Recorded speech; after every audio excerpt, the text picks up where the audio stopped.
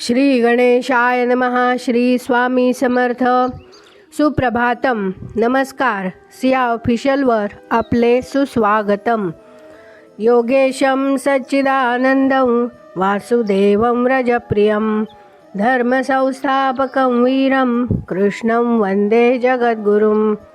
आज आपण महाभारतातल्या पहिल्या खंडातल्या आदिपर्वातले खांडव दाह पर्व पुढे वाचायला सुरुवात करूया.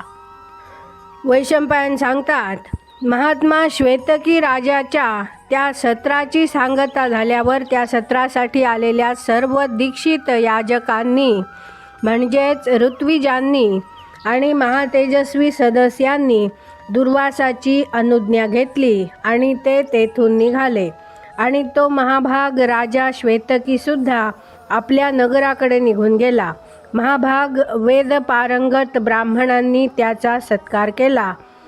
चारणांनी त्याला उद्देशून स्तुतिगीते गायली आणि नगरवासी लोकांनी त्याचे अभिनंदन केले.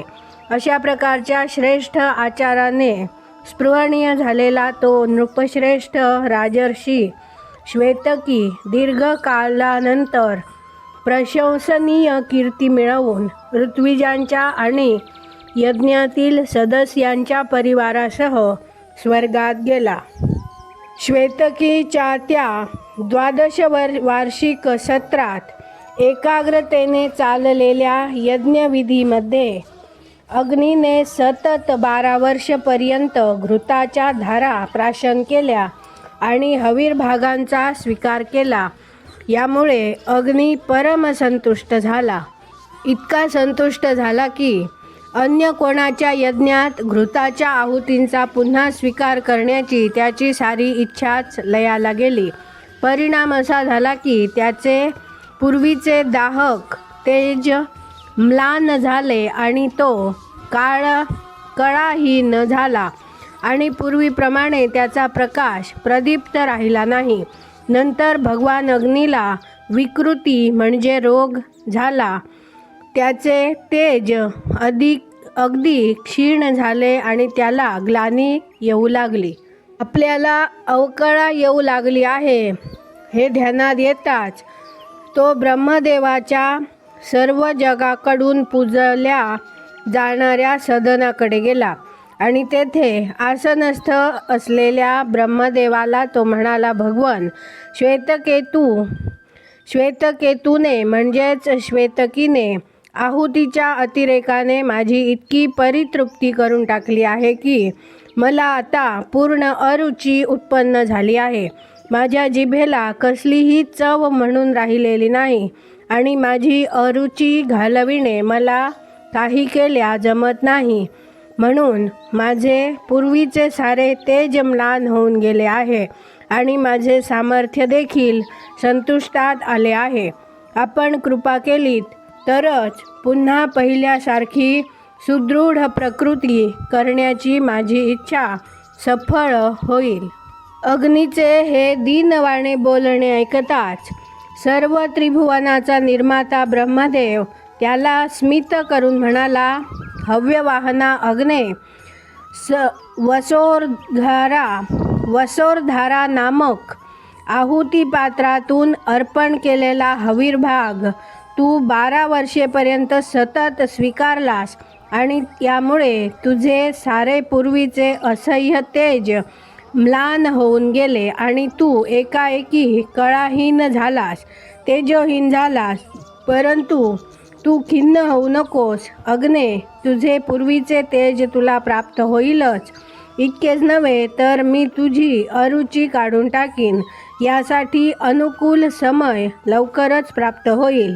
फार पूर्वी देवांच्या आज्ञेवरून तू देवशत्रूंचे म्हणजेच असुरांचे निर्जन निबिड घोर खांडव वन भस्मसात करून टाकले होतेस.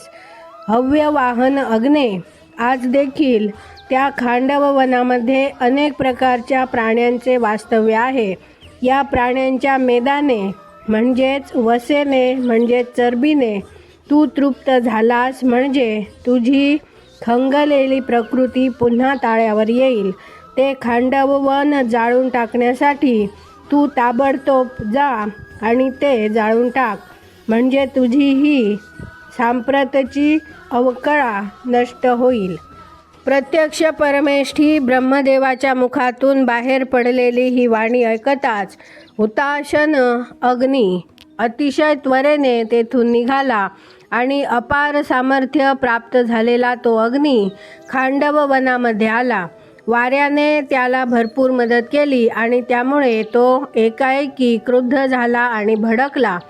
खांडव वन चोहोकडूंनी एकदम पेटलेले दिसताच त्या वनात जे प्राणी राहत होते त्यांनी आग विझवण्याचा आटोकाट प्रयत्न करून पाहिला. त्या वनात वास्तव्य करणारे असंख्य हत्ती आग लागल्याबरोबर भयंकर चवताळले आणि आपल्या सोंडेने पाणी आणून त्यांनी ते आगीवर फेकण्यास सुरुवात केली. त्या वनात अनेक मुखे असलेले अनेक नाग होते. तेही क्रोधाने भडकले आणि आपल्या मुखामधून त्यांनी अग्नीवर पाणी फेकण्यास सुरुवात केली.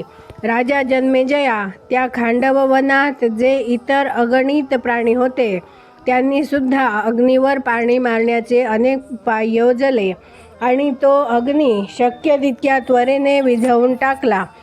पण तो अग्नी पूर्णपणे विझला नाही. धुमसत राहिलेला तो अग्नी पुन्हा पुन्हा भडकला आणि एकदा नाही, दोनदा नाही, तर 7 वेळा तो अग्नी विझवून टाकण्यात आला. आज आपण इथे थांबूया. पुढची कथा आपण उद्या वाचूया. महाभारत माझ्या सिया ऑफिशियलला सबस्क्राईब करा आणि दररोज महाभारत कथा ऐकण्याचा आनंद अवश्य घ्या. बाजूच्या बेलवर क्लिक करून लाईक करायला विसरू नका. शेअर करा, कमेंट करा आणि राधे राधे लिहायला विसरू नका. धन्यवाद. जय श्री कृष्ण.